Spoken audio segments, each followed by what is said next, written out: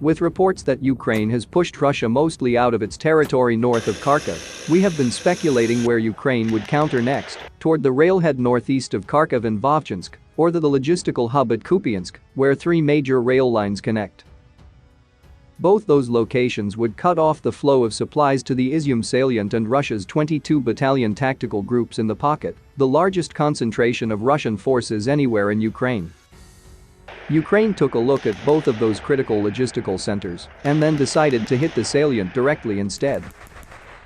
Also note how, east of Izium, the line of fire exactly follows the north bank of the Donets River. Those are either Ukraine's last positions on that bank, just Lyman and Severodonetsk at this point, or Russian forces who have reached the waterline being shelled by Ukrainian artillery.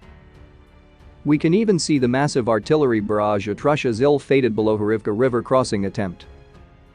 Meanwhile, those fires north of Kharkiv are on newly liberated Ukrainian territory, which means Russia is firing artillery on those positions either to slow down their advance or simply out of punitive anger. Much of Russia's military strategy appears to be a manifestation of Vladimir Putin's aggrieved irrational rage.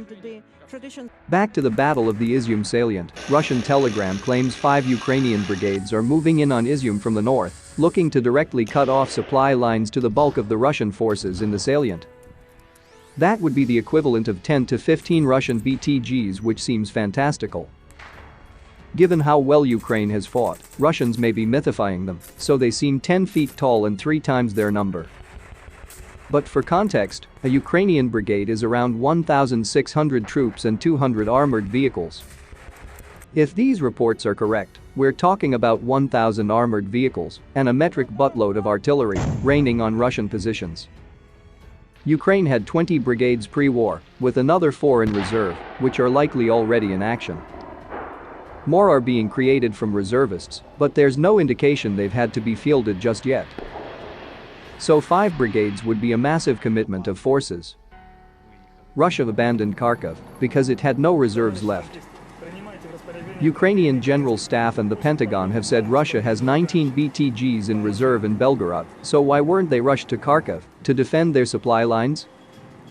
If there's anything left in Russia, it's likely shattered remnants and troops refusing to deploy or redeploy. Now, with Russia already at its limits, Ukraine is taking direct aim at the largest concentration of Russian forces in Ukraine. 20 to 25% of Russia's entire army is in that pocket. Something big is happening.